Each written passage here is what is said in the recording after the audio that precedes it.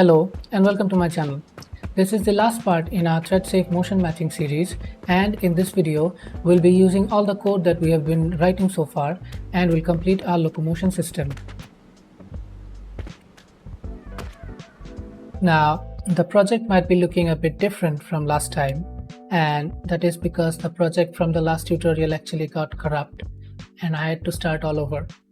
But that might have been a blessing in disguise because I was able to improve the animation quality a lot, and this is much closer to a one-to-one conversion from the blueprint version. So there have been a few changes and a few additions to the code which I'll go over in this video. But before I start, I want to tell you about my Patreon page. I now have a Patreon page where I'll be uploading the project files from all my tutorials. The ThreadSafe motion matching project is now available for download on my Patreon page. And as a bonus for my Patreon members, I have moved the traversal functionality to C++. So with all that said, now let's move on to the video. So this time what I did was that I started with a fresh game animation sample project and I decided to add my C++ classes to it. So I added the character class and the animation instance class, and in blueprints I set the parent class to the respective C++ classes. So AnimInstance base for the animation class and the character base class for the sandbox character. Okay, so I guess I'm going to start inside the animation blueprint.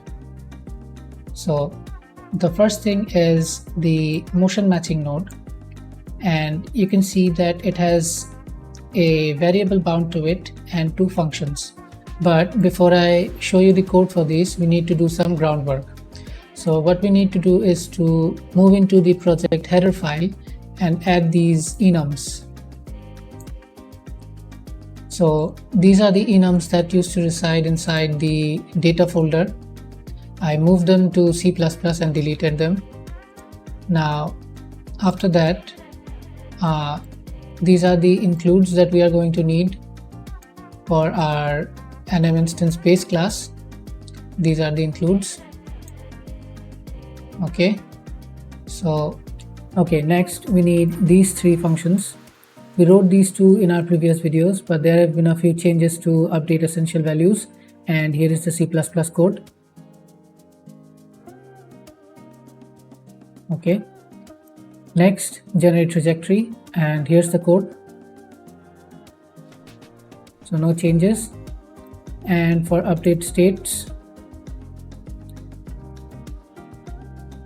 now for the get blend time, this is the code. Okay, here's the code for update motion matching movement.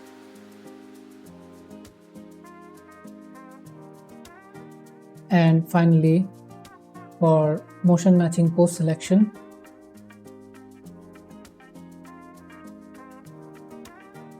Okay, the additive lean is broken for now.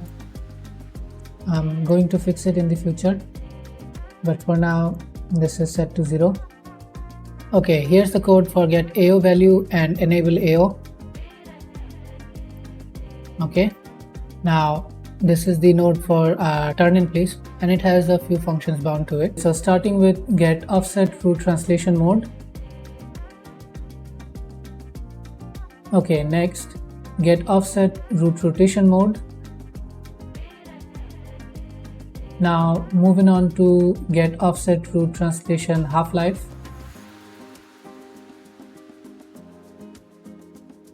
And is moving. Finally, here's the code for update offset root. Okay, and for pose history, this is the trajectory variable that we created. It's this trajectory variable. Right, now there's one more thing left, and that's the blend stack graph. Here's the code for update blend stack.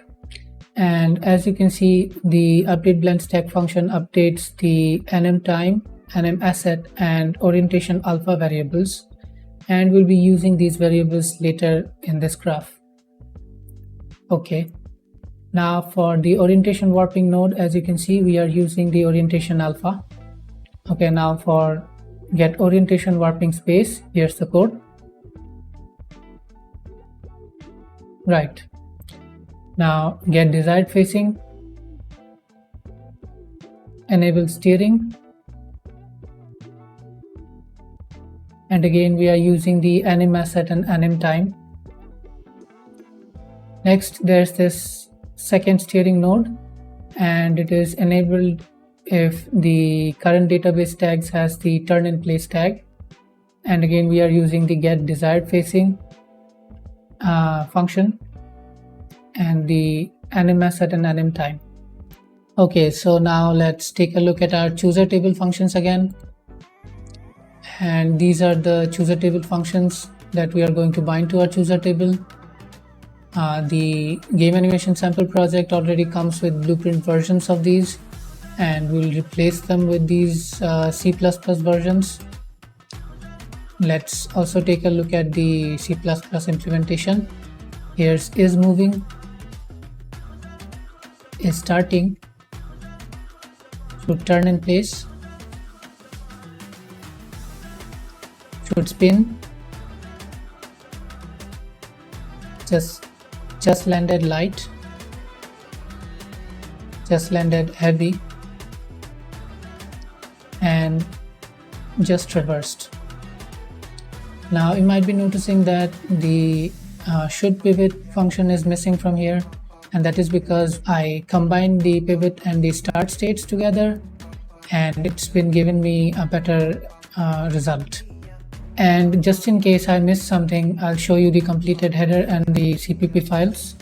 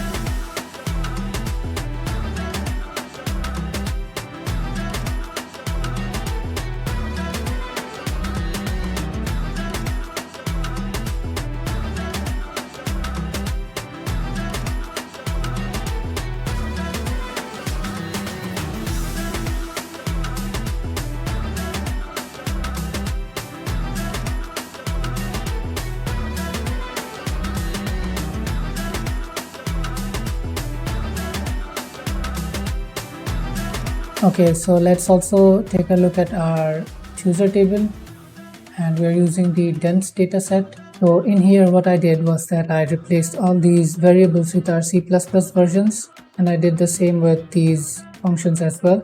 And the only change I made was that like I mentioned before, I combined the pivot and start states. So inside the start database, I copied all the pivot animations as well. Okay, so that should be it. Now we can play, and as you can see, the pivot animations actually do trigger, and everything works. And if I change directions quickly, it turns and everything looks nice.